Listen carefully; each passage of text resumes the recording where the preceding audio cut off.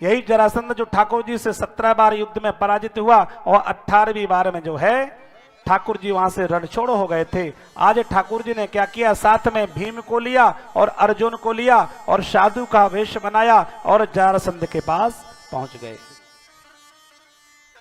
और जैसे ही जरासंध ने तीनों को देखा, देखते ही पहचान गए कि आप लोग भिक्षुक नहीं है, आप साधु नहीं है महाराज, मांगो क्या चाहते हो। तीनों ने कहा कि महाराज हम आपसे युद्ध करना चाहते हैं। जरासंध ने कहा ठीक है। भगवान ठाकुर जी को कहा कि आपसे नहीं मैं लड़ सकता। क्यों? बोले आप तो महाराज पहले ही हमसे हार गए, रण छोड़ करके भाग गए। अर्जुन को देखा, बोले तुम तो अभी बालक हो, तुमसे युद्ध क्या करे। तो भीम ने कहा भैया मुझसे तो करोगे। बोले हाँ तुमसे करेंगे। और जरासंध और भीम का युद्ध आरंभ हो गया है। 27 दिन तक युद्ध चला है। महाराज क्या करता है कि सुबह सूर्योदय के बाद युद्ध आरंभ होता है और जैसे सूर्यास्त होता है युद्ध विराम हो जाता है। और जहां तीनों ठहरे हैं, भगवान द्वारकाधीश अर्जुन और भीम, इनके शिविर में जाता है और आतिथ्य सत्कार करता है। और प्रातः होते ही, सूर्योदय के होते ही फिर पुनः युद्ध चालू हो जाता है। आज शिविर में भीम आए, ठाकुर जी से कहा कि महाराज मैं तो अब मुश्किल लग रहा है कि इससे जीत पाऊंगा। ठाकुर जी ने कहा जितनी भीम तुम्हारी मोटी काया है उतना ही तुम्हारी बुद्धि भी है। अरे तुम जब युद्ध करते हो तो दाव पेंच लगाते समय मुझे भी तो देखा करो। आज जरूर देखेंगे। और आज जैसे ही जरासंध के साथ भीम का युद्ध आरंभ हुआ और धीरे से जो है भीम ने ठाकुर जी की ओर मुस्कुरा करके देखा तो ठाकुर जी ने इशारा एक तिनका वहां से उखाड़ा और उसको बीच से तोड़ा और ऐसे करके फेंक दिया। ठाकुर जी के इस इशारे को भीम समझ गए और जरासंध के दोनों पैरों को पकड़ा और बीच से फाड़ करके और विपरीत दिशाओं में फेंक दिया। और देखते देखते जरासंध का गोविंदाय नमो नमः हो गया। 20,800 कैदी हैं।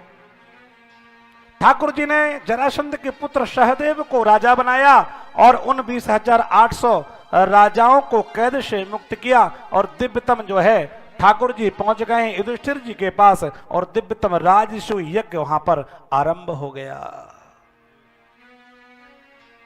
और उस यज्ञ में महाराज अत्यधिक संत महात्माओं को बुलाया गया।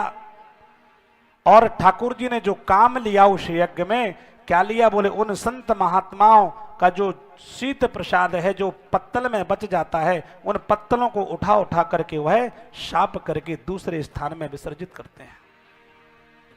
ये जो हमारे जीवन में हमें कभी कभी अवसर मिलता है, ये अवसर हमें हमारे माता पिता के आशीर्वाद और हमें हमारे पूर्व जन्मों के सत्कृत्यों के परिणाम स्वरूप ये फल मिलता है। ये अवसर मिलता है कि हम किसी यज्ञ में सम्मिलित हो रहे हैं।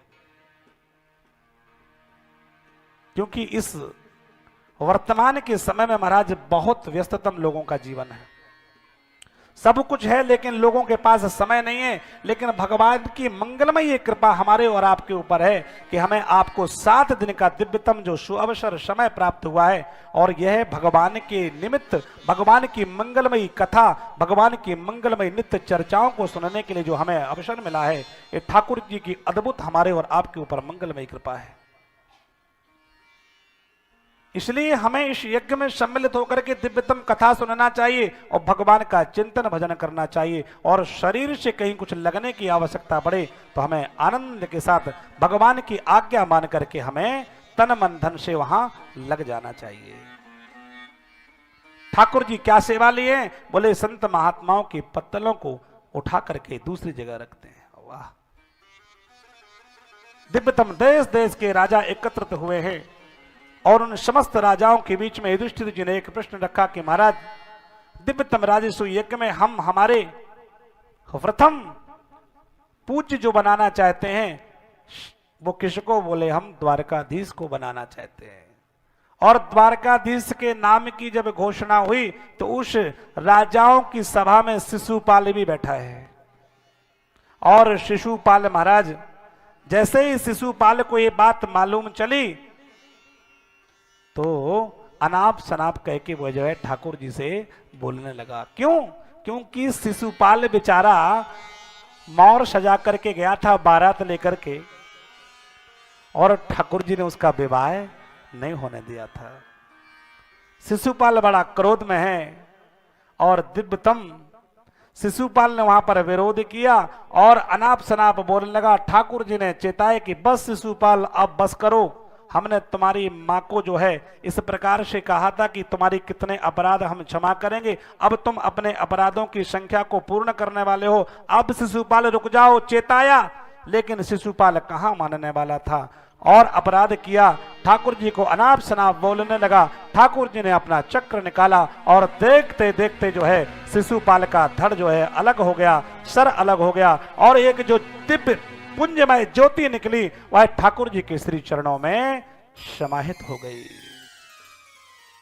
दिव्यतम ठाकुर जी का एक दिव्य श्लोक है, ये महामंत्र है। जो इस मंत्र का जाप करता है उसके जीवन में किसी प्रकार का दुख और क्लेश नहीं रहता है। कृष्णाय वासुदेवाय हरये परमात्मने प्रणतक्लेशनाशाय गोविंदाय नमो नमः। प्रणतक्लेशनाशाय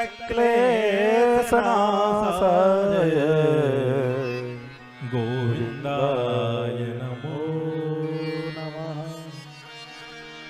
इस मंत्र के महामंत्र के जापने से प्रणत जनों का जो क्लेश है वह ठाकुर जी कन्हैया दूर करते हैं। इसलिए इस मंत्र महामंत्र का हमें निरंतर जाप करना चाहिए। कृष्णाय वासुदेवाय हरये परमात्मने प्रणतक्लेशनाशाय गोविंदाय नमो नमः। और दिव्य दिव्य महाराज इस यज्ञ के बाद जो घटना घटी महाराज, उस सभा में दुर्योधन आ रहा है और उस सभा में पांडव आदि विराजमान है, द्वारकाधीश विराजमान है और द्रौपदी जी भी विराजमान है। लेकिन दुर्योधन उस सभा में जैसे प्रवेश कर रहा है तो उसको क्या लग रहा है महाराज, जल में थल और थल में जल दिखने लगा। और इसी दिखने के कारण महाराज दुर्योधन का पैर फिसला और वह गिर गया। और उसका गिरना कि द्रौपदी का मुस्कुराना। हमारे शास्त्र कहते हैं कि जीवन में आप पुण्य करो न करो, कथा भगवान की सुनो न सुनो, कोई बात नहीं, दान करो न करो, लेकिन अगर किसी दुखी को देख करके आप मुस्कुराते हो, हंसते हो, तो दुनिया का ये सबसे बड़ा अपराध है। किसी के दुख में अगर आप द्रवित नहीं होते हैं, आप अगर उसकी सहायता नहीं कर सकते हैं, कोई बात नहीं, लेकिन कम से कम किसी के दुख में उसको दुखी देख करके आप हंसो तो मत। किसी के दुख में आप मुस्कुराते हैं, हंसते हैं,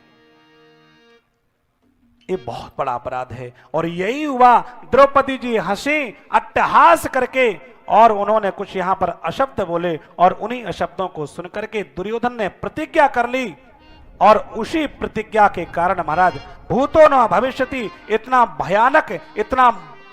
भयानक महाभारत जैसा युद्ध छिड़ गया।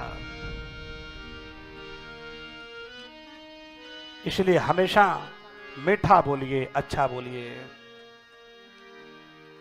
अरे कागा काको धन हरे और कोयल काको दे और मीठे बचन सुनाए के जग अपनों कर ले। ऐसी वाणी बोलिए मन काया पाखोए और को शीतल करे आपो शीतल हो।